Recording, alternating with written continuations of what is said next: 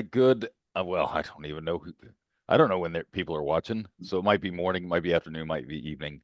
So we'll just say, hope you're having a great day. Welcome to the No Name Podcast yet, which we did not get into last week, guys. We got to figure out a name for this thing. So I think we have a couple of popular choices if Spring wants to let us know what we got going on. We do. Okay. Do you want me to start from the top? Yeah. how many are there? Oh, there's a few. Right, Let's probably just five. Let's give stick to the okay, five let's good. give five good ones and Okay. let's find out what happens. My favorite one is uncharted territory because Ryan conquers like the unknown in the trading world, so it's uncharted. The next one, here's a fun one if we're doing TradeHound all the time. It's the barking lot. There's one that we chose, I think it was called Money Heist. And then Money Diver was another one, which would be fun. Because you're diving into how to make money. And do you remember another one, Ben? Boy, these aren't like itching the part of my brain that says, "Oh yeah, that's a good one." Well, no name seems to be hitting No, for you. The no. no name I mean, podcast. we can do a no name. We can call it no name. That might not be So bad. what about something about Trailblazer, right? Trailblazer. Yeah, like Trailblaze. It's a good car. A good old Chevy Trailblazer, man. It's old school, right? Like what those two guys that went off into. We're not going to even. Those two Blazing guys that went off Trails. up into the Great Northwest. Oh, come Blazing on. Trails. Come on. The Hmm. Explorers. They're two names, very Talking about famous. I just can't think of their the names. Oregon Well, Trail. Lewis and Clark. Lewis and Lewis and Clark. Clark. Thank you. See, at least one of us has Trailblazer some is a sort of. car. They are not blazing through the Okay, so trails. what were they called? What were they called? Pioneers, frontiersmen. Frontiermen, explorers. All right, guys. Well, we're gonna let the users throw something in the comment box and say, "Hey, this is a good name," and let's see if we can't name this. Oh, let's say in the next year. So, all right, what do we got on the schedule for today? I know we want to talk about. We talked about a little bit about cash flow covered calls last time. We talked a little about TradeHound, which we've made some more progress with, so we can put that on the list. What else? What else? Oh, first calendar day that we just passed. And what did you just bring up, Ben? With The non-farm payroll. Yeah, oh, that that's was right, the government interesting. shutdown. Yes. Yeah. So I don't know if any of you were any trades at all, but yeah, the reaction to that was odd because the news didn't come out that the shutdown was actually going to delay that release. And normally that comes out the first Friday of every month, which obviously was going to be today. I'd imagine that's going to come out whenever this shutdown is done, and who knows when that's going to be. But that did make the options market an interesting scenario before the close yesterday, at least by what I was looking at. It was crazy. Entered in a trade that I wasn't expecting to do at least hit target in less than a day. But yeah, it was pretty nuts. So I guess they did what they wanted to do with premium at the open, and things were just kind of wild. But Yeah, so they kept the volatility high as if it was gonna come out, right, and then they made the announcement and just kind of cut the knees off of everybody out from really under. fast. Because Yeah. normally when you have like these non-farm payroll days, as you know, they always kind of like they wait till like maybe late morning into noon until they start, siphoning out any of that volatility. At least by what I see, if I get out of any trades on Friday, which by the way, you guys should know, always generally to get out, Thursday towards the end of day on most of these type of trades. But sometimes I'll hold into Friday morning if my short strikes are tight enough and I'm not dealing with a dead zone, right?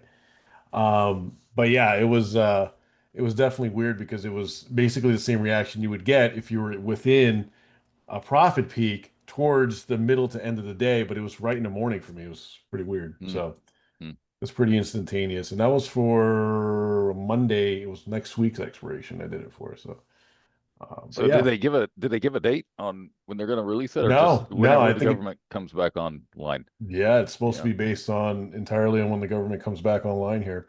So what do y'all think Um, about that? What do y'all think about the government going down or shutting down? I mean, it's happened like how many times over the last 20 years?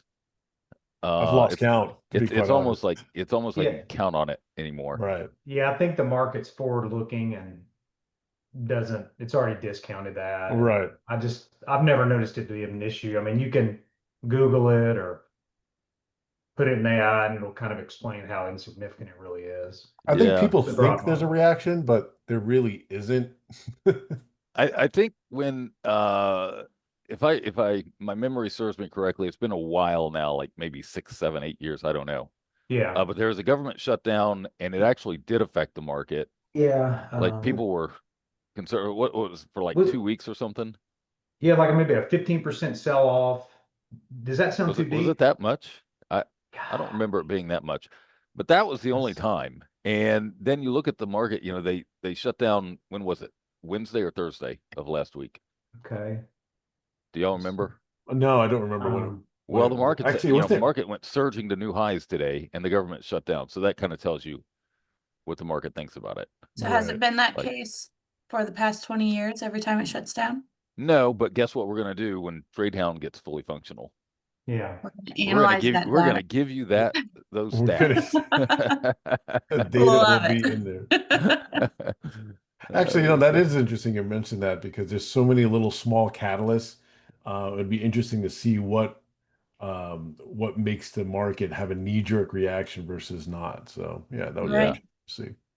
Yeah, well, I've always said it's the unknown. If there's anything that's unknown, that's what's going to create the volatility. That's what's going to create the market selling off a little bit or negative news. But the unknown is what people fear the most, and that's what drives Indeed. a market moving down. So apparently they weren't fearful on this. Now Right. we did come off those highs. It went surging to new highs today. Came off about an hour ago, and now it's kind of rebounded just a little bit to basically a break even for the day. So Right. I just, quite frankly, wouldn't bother me if they stayed shut down for a while. Right. I That's I've don't not know. always your wondered. feedback, though. It just shows if we can go with the government shutdown for a week or 2 weeks and we're fine. Right. Makes you wonder how much we actually need. Hey, do you guys still get mail? Mail, mail. Like, because I always hear that, Yes. right. That's a Okay, Yeah. good so I question, always hear, actually. Yeah. yeah, I always I need hear to that's check. like during your government shutdowns, like you get no mail. I'm like, I don't know, man. I just went out yesterday, Oh, mail you was mean there. I thought you meant ever. USPS. No, no, no, no, right. You are so facetious. Well, I It's mean, like, Ben, that's everything's a dumb digital. question. What are you doing, buddy? Right? Everything's digital. I mean, when's the last time y'all printed something out? The other day. Um, I for have me, kids. it's gonna been a minute. Yeah. Yeah. That's kind of where we're going with that. Yeah. So where do you think what do y'all think's going to happen here? We in SPY, Okay. I got it. Do what, Chad? No. Oh, I was going to ask what your question was. Sorry. You're Oh. saying it now. In SPY, we hit all the way up to what was the high today? About 670, almost 673. Yep. And now we're just under 670. And obviously all-time highs again. I mean, it's been ridiculous. I've been doing my live trade calls in September, and I'm like, be ready for a little bit of a sell-off, be ready for a little bit of sell, and it never came. We didn't even get 2 down days during Yeah, September. man. Yeah. Insane.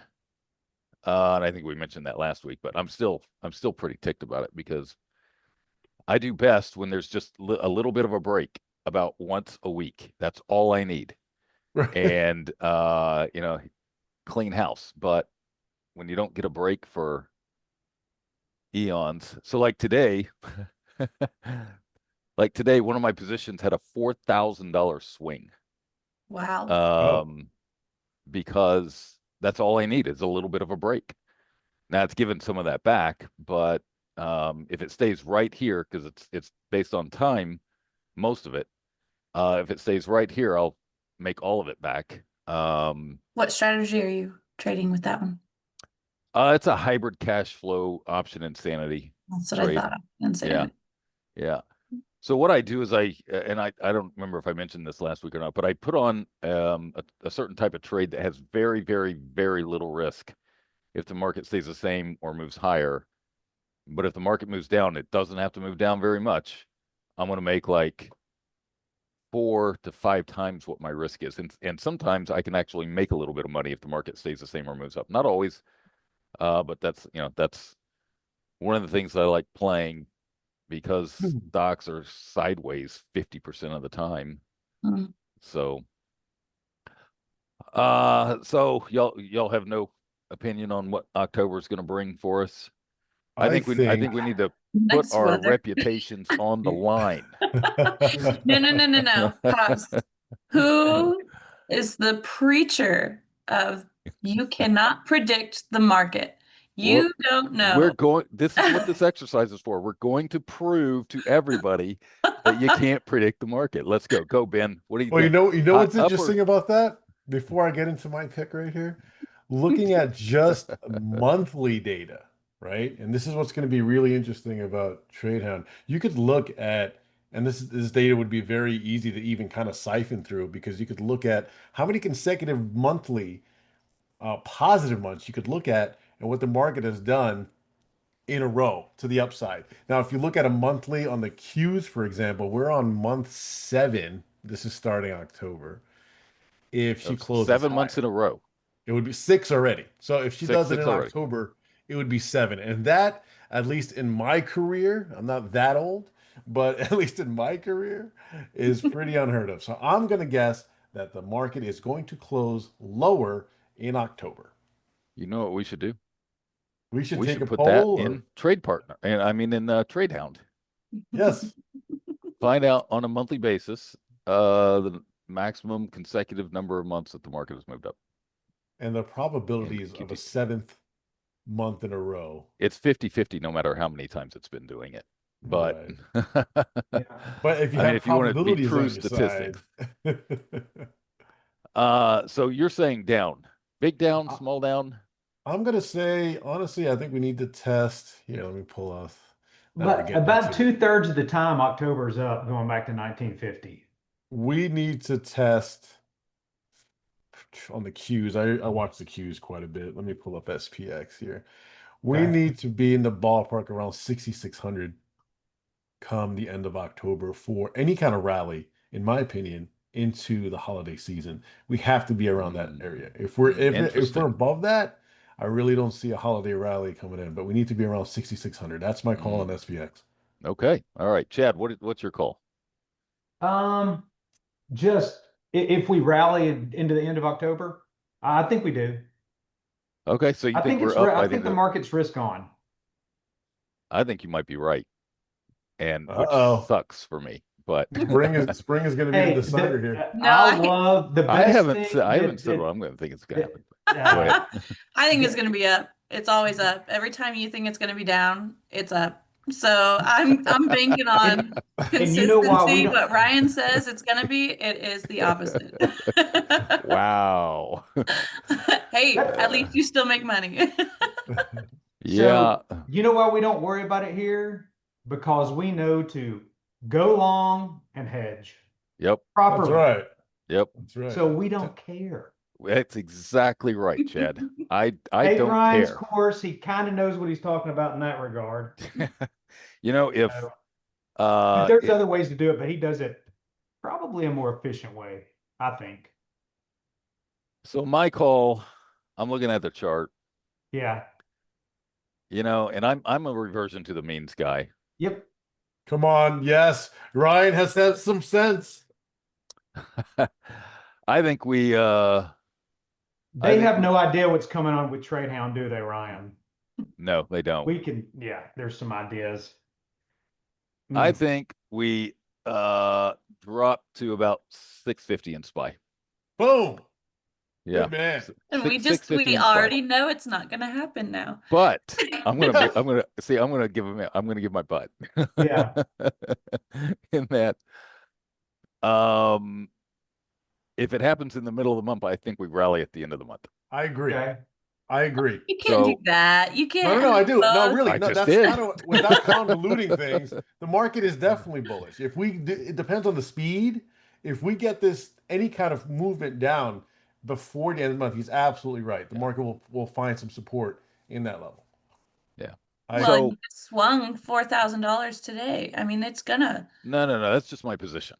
Okay. I had a position that went from it was losing a little bit to up 4, and now it's back to about 2. So I will make if the market stays the same, no matter what. When I put this position on, if the market stayed the same, I'd make $2,500 or down. If the market moved up a little bit, I'd make a little bit more. If the market moved up too much, I'd lose a little bit. So I didn't need but that's the thing is I don't need the market to go up. I just need a little bit of back and forth, and I'm good on that. So You need some balanced accumulation and distribution, is what it's called, Ryan. You need a nice balanced market that's not crazy. Even then, though, honestly, I think a lot of you that have gotten Ryan's strategies, even in a crazy market, which we love, we welcome when there's that increase in volatility. That's always fun. that's where the opportunities are the best. Absolutely. You can still eke the stuff out, but when the volatility is higher like this, option insanity is it's the way to go. Hence the name. It's the way to go. Yeah, hence the name. The opportunities are insane. So it just depends on what's going on. And I think that's where most index option traders kind of miss the boat a little bit, is that they don't realize that there are different types of opportunities and different VIX levels. So they trade the same thing every time, or they try to trade the same thing, or they want to trade the same thing every time, and it doesn't exist every single time. They can't get the same price, so maybe they put in a little bit worse of a price, et cetera, et cetera. But you've got to acknowledge the change in volatility, which, Okay. by the way, is always down when the market's going up. I have a question. Yeah. So you've created, right, 25 plus strategies, who knows, over your time. 250,000. Variation. Yeah. How about Anyways, over 1,000? it's wild. So when you're watching the market because you don't care what the market's doing, but you do because you're using it to tell yourself, okay, I'm going to use this strategy versus this strategy versus this strategy. How do you because obviously you're very experienced, but how do you on the fly decide, okay, which one am I going to use based on what the market's doing this week? Pricing of the spreads is always the determining factor. Either I get my price or I don't. And if I don't take the trade, or I do something else. Of What that. does Ryan mean by that? What does Ryan mean by pricing of the spreads? That's a great question, Chad. So, for example, in my cash flow spreads, I'll do what's called a Twin Peaks. And we do a report on Twin Peaks. We should put that in the link, the Twin Peaks report in the link. I do a report on Twin Peaks. And when volatility is low, the structure, it's a spread, it's a diagonal spread. And the structure is that you have 2 shorts and 2 longs. And the shorts have got to be closer together in low volatility. In higher volatility, you can spread them out. But in low volatility, you gotta have them pretty close. And so what I will do is I will tighten that spread up a little bit, and then I will require a credit on the spread. So if none of my spreads are at a credit, I'm going to wait till they turn into a credit, or I'm not going to get into the trade. So that's the spread pricing dictates, because every spread that you get into is directly affected. The win-loss ratio is directly affected by the price that you get in. So if you have $1,000 risk on a spread, and you're able to get into it at a $500 better price, then obviously your risk only goes to $500 at that point, right? So the better pricing you get for the spread, the better off you're going to be. And I think that's part of the secret. That's also why I have the freedom codes for the cash flow and the $1 million pattern spreads, is because generally 3:15 to about 3:45, the best time to get in the afternoon into those spreads. And it's not always that way, but again and again and again, I can't tell you how many spreads. We're not going for big profits on these things. This is high probability, low profit. But there'll be times where I get in at like 3:25, and by 4 o'clock I'm out. I've taken my target, and boom. That's how Same day. different. Same day. Same Yeah. day. Wow. That's how much the volatility changes during the last hour. It goes down and then back up towards the close. And you see that pretty consistently. So if it's little things like that kind of give you a little bit more of an edge, so that you can better time the trades, get better prices. Like, for example, at 3 o'clock, my spread might be at a 10-cent credit. Okay, it's credit. Looks great. By 3:30, that thing might be at a 50 or 75-cent credit. And then by 4, it might be at a 25-cent debit. Right, so I make $100 in a half hour. But if I had bought 30 minutes earlier, then my profit is only like $30 an hour later. So you're not gonna pick the absolute low of a spread price, and you're not gonna get out at the absolute high. I mean, it's rare that you're ever going to do that. But any little help, any little edge, definitely helps with that. So I could throw all of that information, or say, into TradeHound, and I can say, hey, find me the most consistent time at the lowest rate on the close, and then find me the most consistent time at the highest. And could I base a strategy around that? So that's a great question. You would have to ask TradeHound for a 5-minute by 5-minute analysis of the VIX during the day. And then you'd have to couple it with the price action, because, so for example, today, going into the 3 o'clock hour, the market come off the highs, significantly off the highs. We were at like 663 or 673, and then we come down to below 670. Right, so we dropped 3 points in less than an hour, basically, in SPY. So going into the 3 o'clock hour, the market is down, and that's when volatility goes up. You see it spike a little bit. It's not a massive spike, but it depends. It correlates with the move down. And then once it stops, then you see the volatility come back down. And now the market bounced a little bit during the 3 o'clock hour here, and it was like perfect time to get back in or into a spread. But if that down move is happening at the time that I said the volatility is usually the best, then that may not be the case. So there has to be this correlation between the market action and the time of day before you can just say absolutely yes or no. But yes, we will be able to do that in TradeHound, but that one is going to require intraday data, which we don't have hooked up yet. And so we're probably looking at 3 or 4 months before we get to that.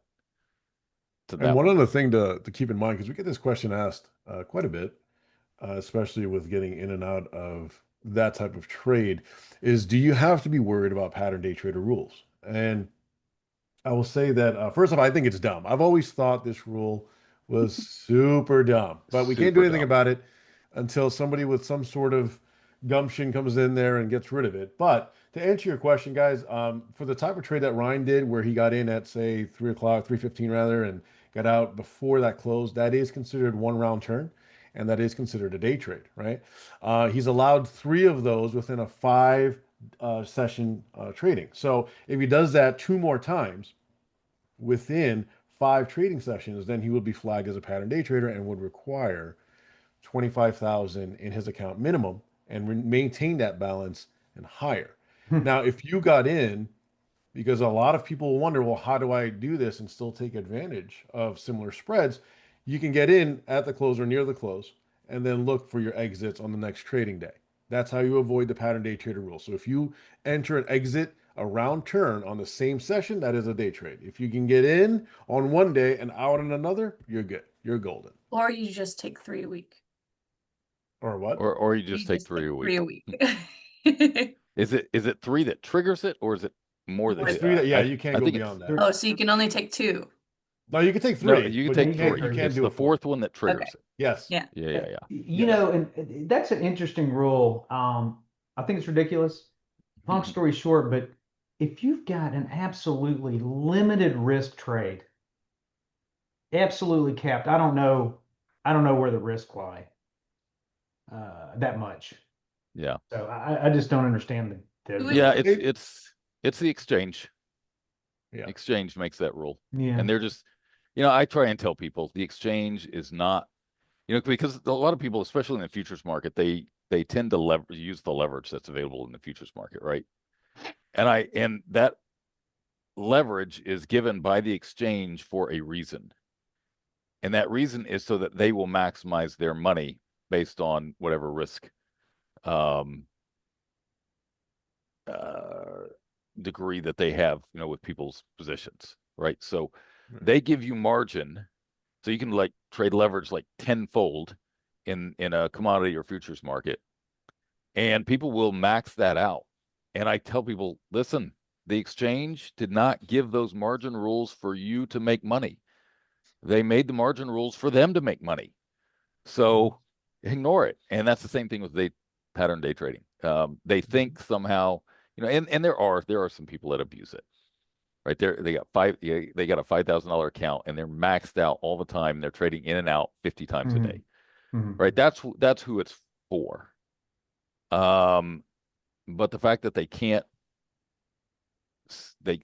make exceptions is a real pain in the rear end on things like an absolute limited simple option spread. Right. They should just loosen. Honestly, if anyone's listening that has any power to change that rule, just loosen it. Just loosen it. I assure you they will not. They could loosen it to say, I don't know, 30 in a month or something, 30 around 30 in a month. Yeah. But yeah, so we get that question a lot. Oh, so all right, so we've got our market analysis in, which is absolutely worthless. You're welcome for wasting your time. It'll be interesting. No, it's to prove a point. It's at the end of the day, it's 50-50. Actually, it's 56% probability that the market goes up. That's what it is. Correct. No, So- it's 100% based on your analysis. I'm gonna keep this up. Okay. All right. Perfect. Well, I saw your college pick'ems. No, I knew you were gonna bring this up. and let me tell you, I'm embarrassed that you're my daughter. Listen, I'm just gonna say. okay. You guys gotta understand, I got a lot going on around here. I don't have any time to do any kind of data research on college football. All I want to know is OU gonna win? And if they're not, Boomer. That's right. That's right. But really, no, what I do for college pick'ems is I go boop, boop, boop, boop, boop, boop. Okay, I'm good. Those are my picks. If I You were remember, 1 in 9. correctly, Spring system, which was fascinating to me, was that you would look at the mascot. Yeah. Wasn't that right, Spring? And you Yeah, would decide when we did it with the company, yes. which I was like, that one looks mascot. cool. Exactly. So, hey, you were doing Or- well though. You- or you that's did there why well. that's why I'm a Steelers fan. At 4 years old, they are kicking tail, and I love their helmet. So at 4 years old, I become a Steelers fan. Sometimes Yeah. I choose all of the Catholic schools just for fun. And then sometimes I choose the Mormon schools on college pick'ems. Like I You're just do weird. categories sometimes. I'm like, SMU, no, I'm going to choose this one because they're this. I don't know. You were 1 and 9 last week. What was yours? What was yours? 1 and 9. Oh, there you go. Embarrassing. Daughter like father. There you go. It was a rough week last week. That was a really, but really bad one. You were like third from last in the entire group, and I'm at I know least I like lost 15. my touch. This year, I don't have my touch. Yeah, Last year, okay. like I was rolling in the top 10 of the group, and I did the same thing. Boop, boop, boop, boop, boop. Yeah. Okay, I'm good. Well, you don't. Yeah, Chad's like you, only Tennessee. He doesn't care about anything True. except Tennessee. Should be a good game in Knoxville. For the Sooners coming down. Where's my It's in ticket? Knoxville, right? I think Yeah. it is this year. Yeah. Yeah, I think Oklahoma comes to Tennessee. Yeah. Where's my ticket? Where's my box seat? Hey, give me a minute. We'll see what happens. I will try. Well, if he Uh, gets one, I want it. You're down, yeah, down. Ben might as well come on too. Right? Eh. Might as well. Why not? All right, let's get to we mentioned something in the last call, cash flow covered calls. And I don't remember everything that we said about it, but I do remember that I said I was going to bring on somebody, one of my clients' trades that he sent me. And I haven't gotten an update, but this was like in August, and since then, so he's taken cash flow covered calls in Tesla. And that's not the best stock in the world to do a cash flow covered calls. We're not going to get into that today as to why. But Tesla is super volatile. And so back in late February is when I started redoing that course. And I said, hey, we're going to start doing this in Tesla just so that you can see how it works, because Tesla is pretty volatile. And at the same time, you really don't get that great of prices on the option spreads for Tesla. So it's not the best stock in the world. And immediately, like the first trade that we took, it dropped like from 410 to 330. Tesla stock, 410 to 330. Ooh. Yeah, 25% drop almost, right? 25% drop in a very short period of time. And I had said, conventional covered calls is where you buy the stock and then you sell an option, either at the money, out of the money. Sometimes people do it slightly in the money, so they're grabbing a little extrinsic value and they're giving themselves a little bit of a buffer to move down. But if the stock tanks 25%, you're toast. Yeah. I mean, it's just you're going to be sitting there with that stock forever, because you can't do anything else because you're sitting on a massive loss, right? So there's an issue with the win-loss ratio. The only thing, and so this is what people say, is you only do covered calls on stocks you want to own. That is the conventional wisdom. You can Google it. They'll say it again and again and again and again and again. And this is kind of what Spring was saying earlier. I question everything. And I'm like, that just doesn't. And remember, it's phase two of the wheel. Sense. You remember that, the wheel strategy, basic wheel strategy. It's phase two. That's what I was about to bring up. The wheel strategy. So, they're all tied together in that regard. And I agree with you. Yeah. Well, what it sounds to me is like they say, well, you just better bank on losing. Well, no. What they're saying is if the stock goes down, you're in for the long haul until it comes back up. Right. So yeah, so I guess prepare for losing. Yeah, I guess sounds like a bad strategy to me. I mean, that's the typical stock strategy, no matter what, is if you buy a long-term strategy anyway. So anyway, what we do is we don't do a long stock, we do a long option. And I'm not going to get into details because I go through it. It's like a 5 or 6 hour course, and it's not difficult, but I'm thorough.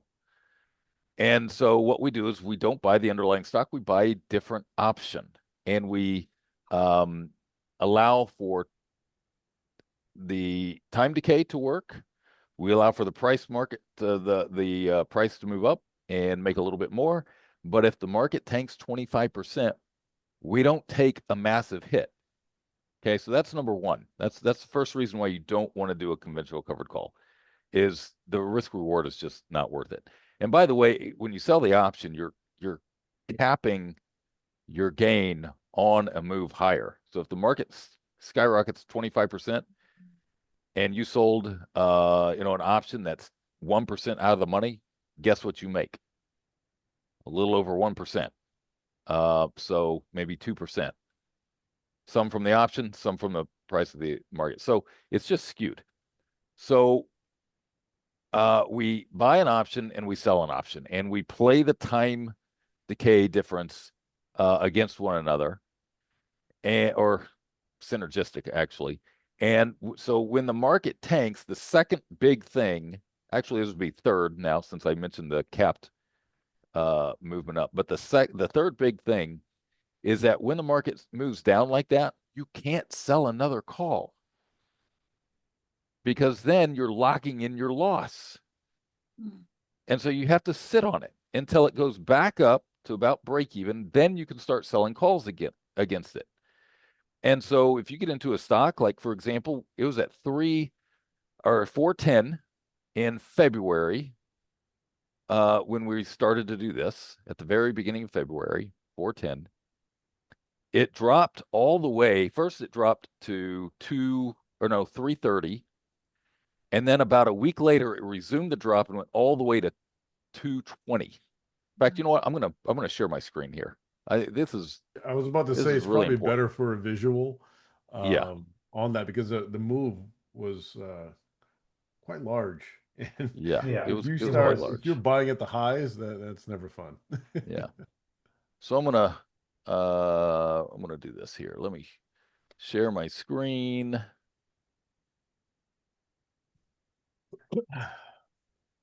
All right, so this is Tesla.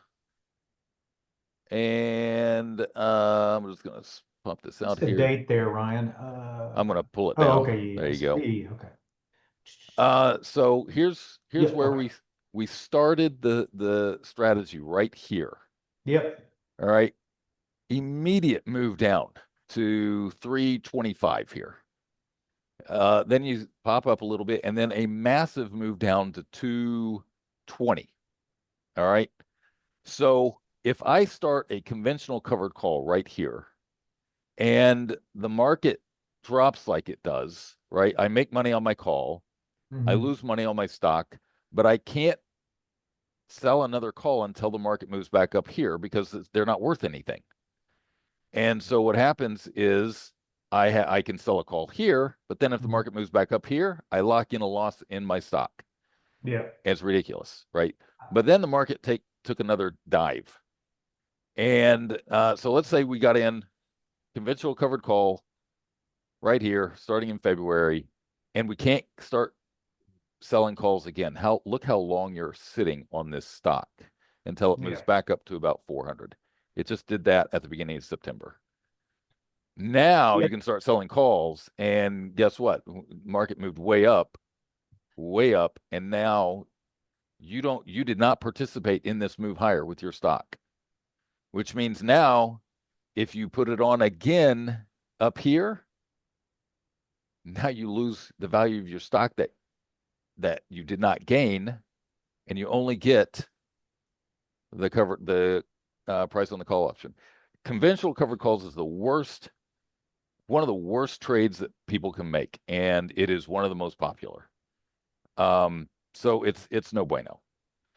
All right, so what I'm going to do is I'm going to show you one of my clients began trading this, and he sent me the trades back in early August. So so these trades don't even include the money that he made on the calls on the way up here. I should probably get an update from him on that, but this is what it is. All right, now what you want to pay attention to here, this is what he's up, $3,575 on Tesla. When Tesla, so about right here, he's up $3,750. And Tesla's barely higher now. And Tesla, obviously went in a massive drawdown. So here's his first trade that he took, looks like March. First trade, -60. Second trade, 475. Third, 400. 570. Negative 80. Plus 581, plus 248. These are actual fills, by the way. Negative 209, 440, 645, 1385. Here's the biggest loss here. It's at 846. 600, 400, 300. There. Oh, this is the biggest loss, 924. And then he made 940 on the next trade. So on any of these big losses, what happens is the market does move down. So there is risk with the cash flow covered call, but when the market moves down, your risk is capped, and it's capped to the debit on the trade. So here is the debit on the trade. So he's risking, instead of the market trading at 270 at this point, at 270, instead of risking $27,000, he's risking a tenth of it. All right. And here the maximum risk is 1,600. Here's 1,700. Here's 1,500. Here's 1,400. So you see the max risk pretty consistent down here. And then on this one, where you see 4,000, it's because he went to a 2-lot. 4,000 here, he went to a 2-lot. So he's implementing a pretty conservative compounding plan and starting to go. And so on here, 2-lot, on here, 2-lot. So on this one, it's actually about 1,500, a little 1,400 a piece, right? So no matter what, the stock can tank $100. It can take $10,000, and you're not going to risk more than 14, 13, 1,400, 1,400. And it has to move down pretty far. If it moves down a little bit, that's what you see here. You don't get a 1-to-1. You actually have some room. So my point is that not only do you cap the loss, but when you take a loss, you can turn around and you can take another trade because you're not worried about the stock having to move back up before you just take the loss, and you know that on the next trade you can make up that loss. Or it might take 2 trades to make up that loss, or whatever the case is. So the market comes down.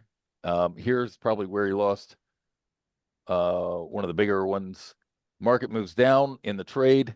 Even though this from here to here, let's see, 355 down to 271, so 75,000 or $7,500 move down, and he only lost $900. If you're in a conventional covered call, you're stuck until the market moves up. It did move back up, and then you sell a call, and then it moves back down. And then you're stuck, it moves back up. So it can happen that way, but it depends on when you start. And then, once it goes too much further above where you originally got in, you got to get out. You can't do it anymore because you're risking way more. So that's just a quick analysis of making $3,500 during a pretty volatile period in Tesla, and a lot of wins here in this. So not a lot of drawdown. What's the biggest drawdown? One trade, 846 here, then 924 here, and immediately he is back out of it. So this is 11. He exited this one on July 11th. 1 week later, he makes it back up.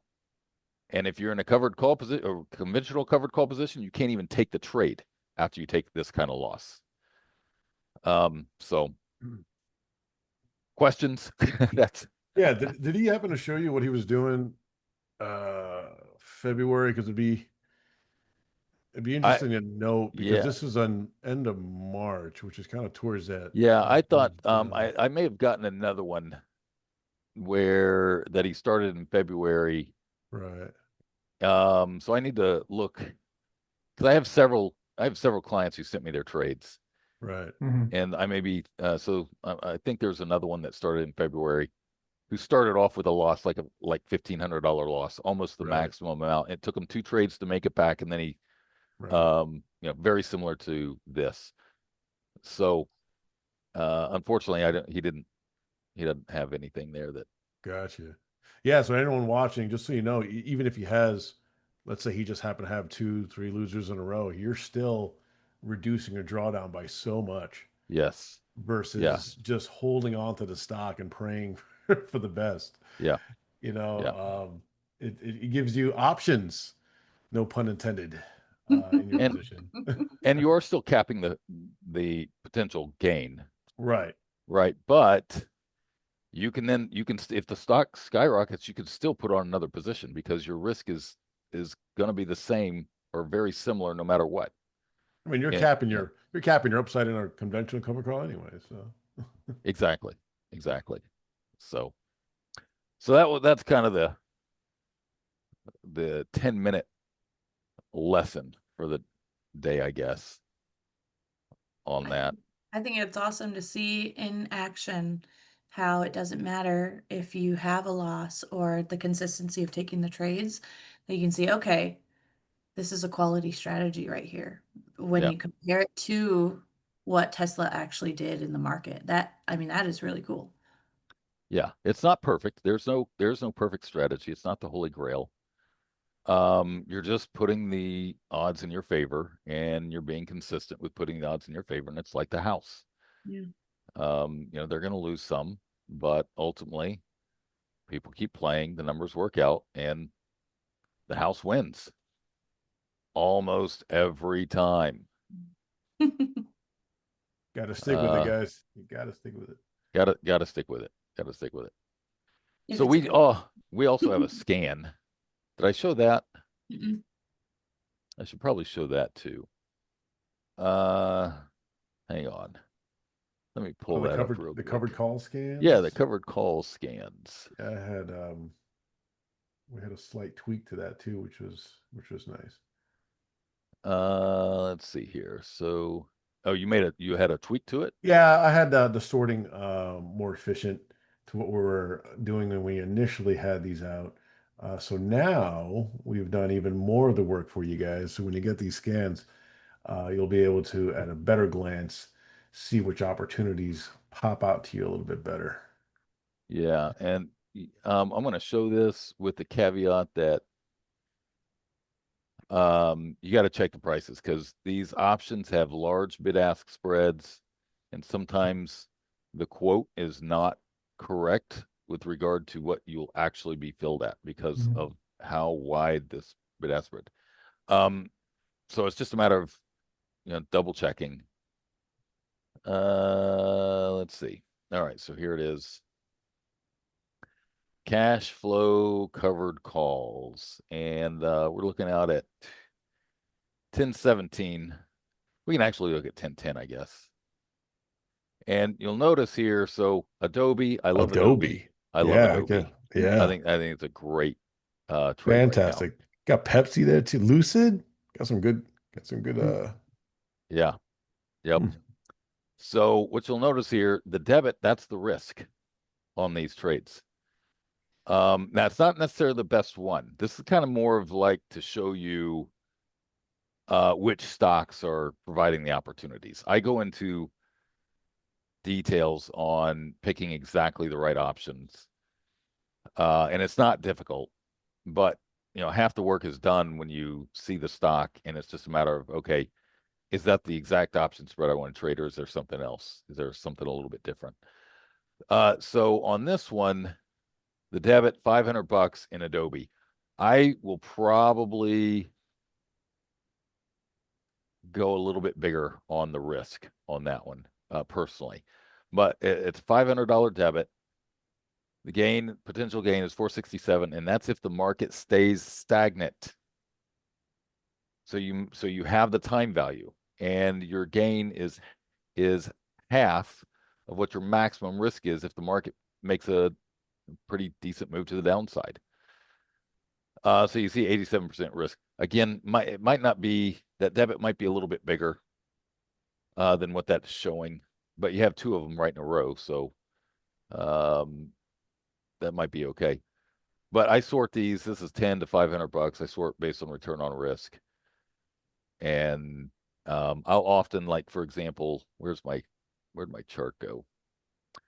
I have 6 screens, guys, and I lose things all the time. Adobe. I'm actually long Adobe. I like it. Oh, I love it.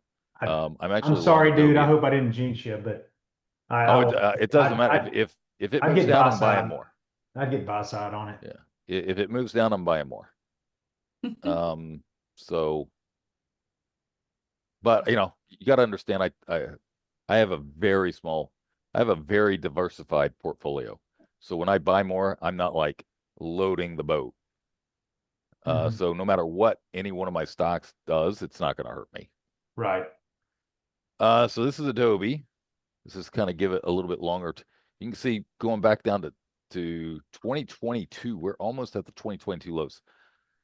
From a seasonal standpoint, let me pull up the seasonal on this as well.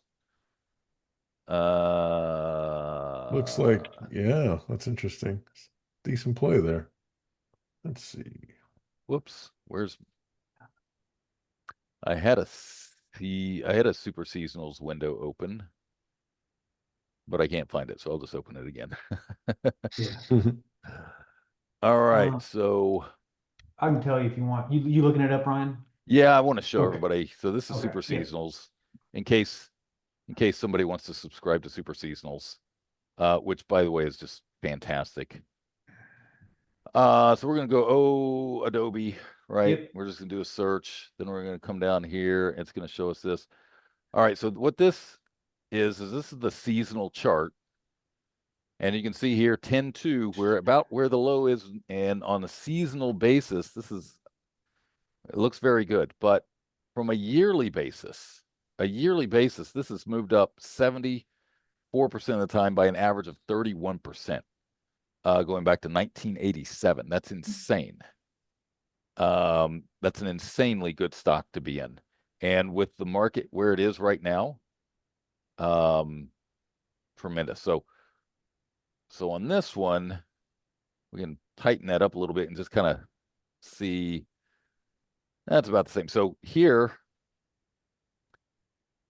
over the next 2 or 3 months, it's up about 75% of the time, and the annualized return during that time is almost 59%. The average is about 10% over the next 2 months is what the average has been in Adobe. And that's regardless of whether the market is up or down. And, so as you can see, it's been down, and it's been down for a while. So it's not a gimme. It's not a guarantee, but I really like where it's at. And again, there is a sign. So this is actually kind of a bearish pattern, what you see here. When you see a low and a move higher and then another low, but it doesn't surpass this one, and then a move higher, and then it pops down again, there's actually a pretty good shot of the market breaking this low. And it's like a last gasp. And so we might see that. We might see a last gasp here. I would say, maybe down to 320-ish. And at that point, I'm not going to load the boat, but I'm definitely adding to the position at that point. So it's not a lock, but from here, we're trading at 350. 380 is an easy target in the next couple of months for Adobe. So yeah, you can play it this way. So you give yourself more room to the downside, and you're going to make a decent profit, very low risk, decent profit if the market stays the same, or you can do some sort of combination. And by the way, you can tweak the stock. You can tweak the strikes just to be a little bit more bullish.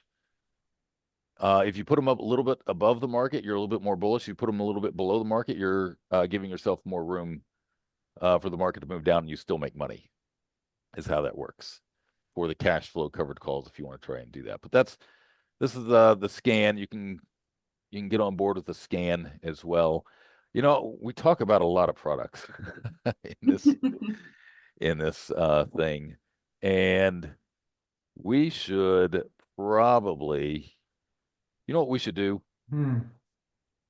We should probably stick a special, like all-inclusive subscription, like a 1-year subscription to like almost everything we have, just for the YouTube, just for the podcast listeners. Not even email it out, but just those who watch the podcast, they have that shot.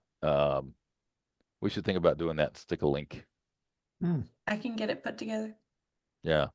Yep. Yeah. Actually, one other interesting thing, Ryan, could you pull up that scan real quick again? Hey, I just wanted to tell you too that see, am I muted? No. No. Seasonally speaking, over the next month of trading, roughly, if you go back to the last 10 years, you might have what's called a recency bias. Yeah, the average mean move is about 11 or 12% in October for Adobe. Mm. Doesn't mean it's going to do it. That's high point. Sorry, average high point move. Yeah, Average high point. which is shown in the super seasonals. Right. I'm diving deep into the app, so I'm going into the month. Like if Ryan scrolled down to the month of October. October, call it second week of October, I think I'm looking at. And you can digest into these weeks if you want to get into the micro level. Yeah, I think that's the one I looked detailed at. report, right? Yep, you got it. So yeah, just that's let's see. You got a 10-8 star. So look at Microsoft. Yeah. That's a nice seasonal right there. Yeah.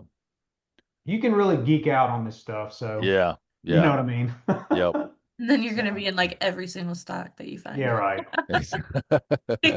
Yeah. Like, this one's a good one too. Yeah, I mean, all it's saying is that the software has found a pattern that might exhibit a tendency for the stock to move. And like I said, the average mean high point is 12% in a month, which is, I don't know what the risk or just, I mean, annualized return on that, what's that, 144% annualized?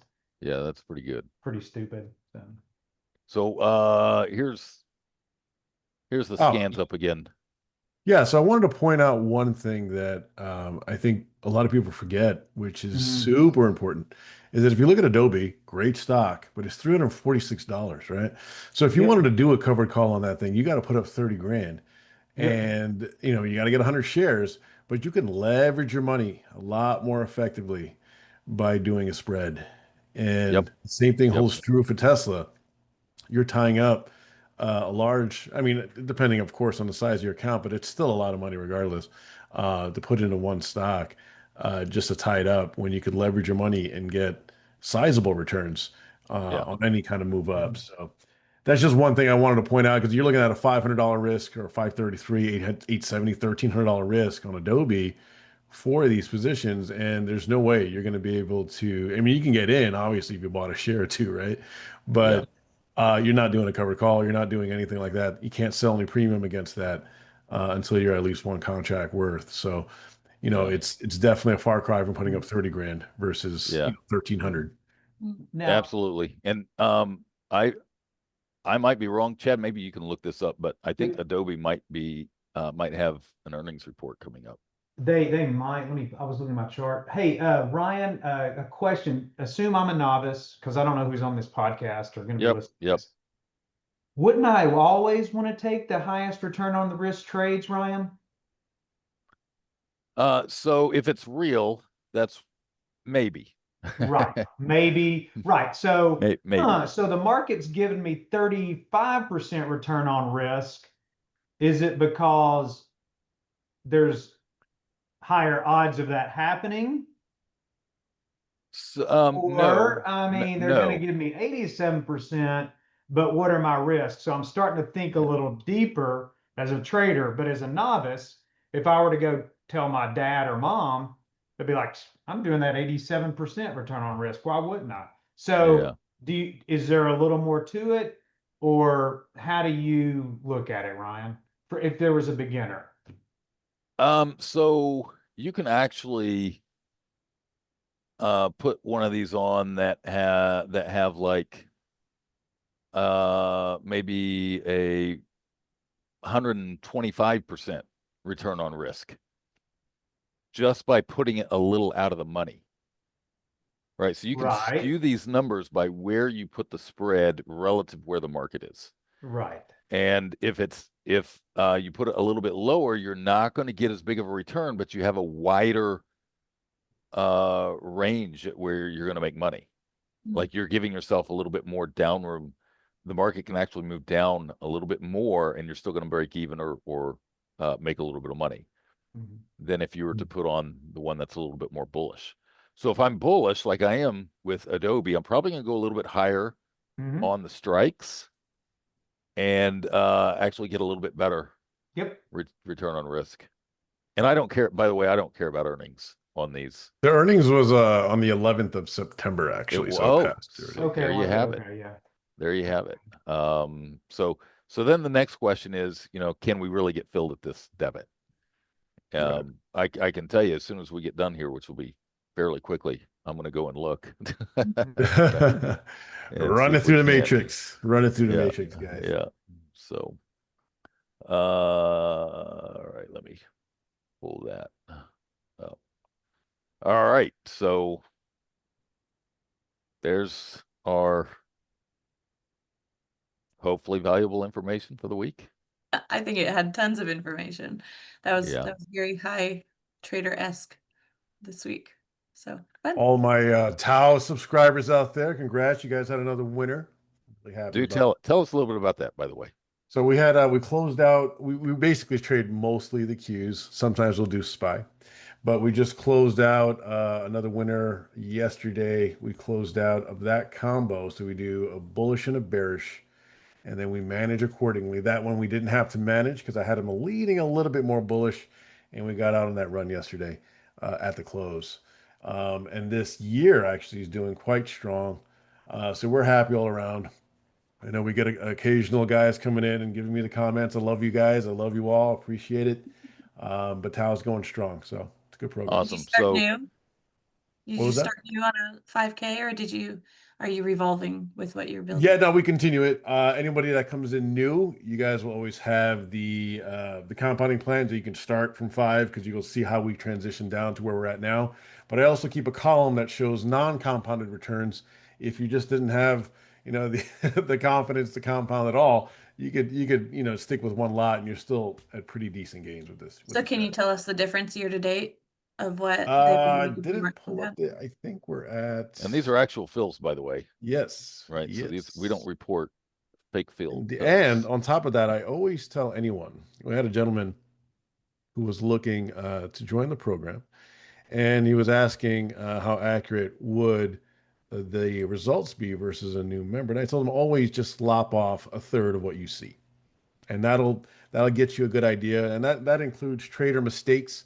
That includes fees, commissions, whatever it is that you want to pile in there, and you're going to be okay because the third is fairly good chunk of profit. So we started 2025 on the compounded account at roughly $7,900, and we were at an 11 lot. And as of today, we're at $27,000 on a 25 lot. Nice. So there's the power of low risk because your trades are low risk, right? Absolutely. It's a variation. So explain what they are. Is it a variation of cash flow and what? Yes. So what we're putting on is we give ourselves a bit of a bankroll to work with, right? So we'll put on a bearish, and because we can't go out on multi-legged diagonal spreads more than really a week and a half to 2 weeks, just because of the expiration is not being available on Friday to Monday, we'll put on, say, like a broken wing butterfly that'll give us a fat credit, and with that we'll put on cash flow bullish spreads to offset any upside risk. So the bearish is going to give us a bank for roughly about 3 weeks. And then I will put on a bullish cash flow trade, generally bullish to neutral, depending on kind of the outlook what we're looking at. But I'll put on a bullish trade on there. If we get a move down, we'll close out the bullish and we'll hold on to the bearish, and then we'll roll at lower strikes. And basically what you're looking at, like we had our last loser was $25 per lot. The one before that was $65 per lot. The one before that was $11, $39. 110 was our largest one. Volatility was a bit higher. That's the largest loss. Yeah, this year per lot. No, the largest was on January 8th, beginning of the year, 158 per lot.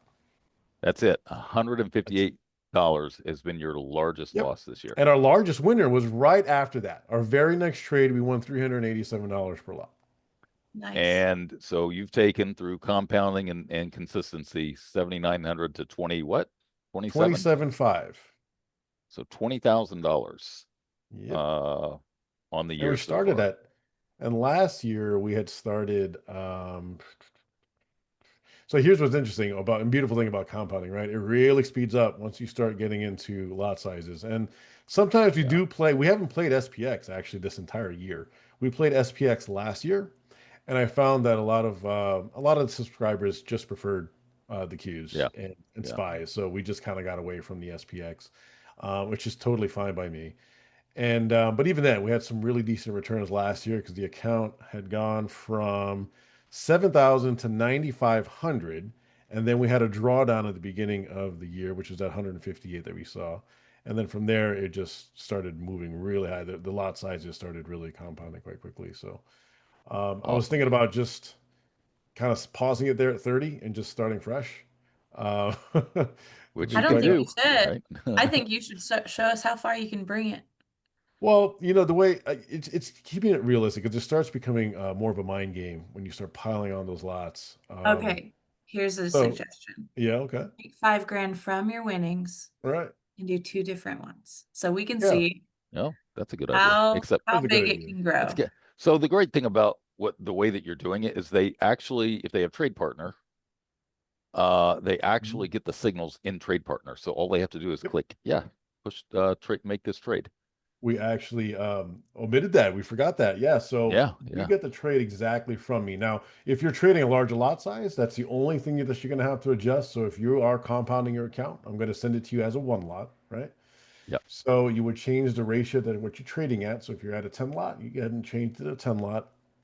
And from there, you're going to hear what I'm getting out. You're going to hear whatever management. You're going to get that notification out there to you guys.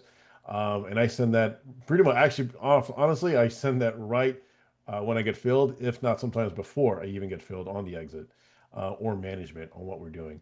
Because latency is a killer sometimes and the markets can move fast. But I try to make sure that the positions that we're in, even on management, that even if the market decides to do something crazy, it's not going to be this huge discrepancy on where I got out or in versus where my members are getting out and in because that could be super annoying. Yeah, Uh, yeah. but yeah, it's definitely it's So definitely I think we should spend some time on that next in the next podcast. yeah, Yeah. it'll be great. Yeah, But just you didn't. show them trade partner, show them one of the trades, Yeah. show them the track record. Yeah. You know, don't give them all the information, but show them the track record. So you didn't mention what the difference of your compounded versus non-compounded, what the Oh yeah. amount. So are we still on the record here? Yes. Here we go. Where'd it go? Ah, here we go. Right. I have so And many. I think this is gonna surprise a lot of people. I Yeah. have yeah. I have like 10 spreadsheets up in here. Oh, okay, here we Yeah, go. yeah. So for the beginning of the year, on the non-compounded, that started at $7,600, 7,610 to be exact, and is currently trading at 89.35. Wow. And Wow. the same account That is compounded gross. is that 78.26 is where it started at for the compounded, and it's currently at 27,593. People That's have okay. no clue how powerful compounding is on a low risk strategy. Yeah, Yeah, No the that's clue. more Indeed. the less, this might be a subject too we could talk about. The less risk you have, the more aggressive you can be with the compounding. Yes. That'll be a subject As a for general Ryan to rule. touch on Yeah. maybe. Yeah. So, There's you know what's interesting about compounding in general, especially early on in my career, yeah. especially Ryan, when I came across your information on compounding, is that you can tweak it depending on your strategy. Now, if you have a high Exactly. win rate strategy, you can tweak your compounding to reflect that. If you have a strategy that wins, which we kind of touched on the last Mm. call, the 50-50 thing, some guys can trade Yeah, it. yeah. Yep. Some can, you can tweak your compounding that way as well. 60, whatever it is, you can be as aggressive as you want with your compounding and taking that into consideration. So, You just have to be able to handle the hit when you do have a losing week. right, Yep. right. Yep. which we traded out of in this program. Even just looking at different drawdowns that we've had for this year, we had 4 losers in a row from 2020, from February, end of February to March, middle of March. And that's kind of when the market started doing its craziness anyway. Because I lean us bullish with pretty much all of our trades. But here's what's interesting. We did have a loser. It was actually supposed to be a loser, and we ended up breaking even on it. And that's when the market was moving down pretty fast. We ended up closing that out. I called it a scratch. We actually made a little bit of money, but in terms of commission fees, errors, I just made it a scratch. But we actually made a little bit of money on that. And that's because they popped the volatility up on that move down, isn't it? Yep. Yep.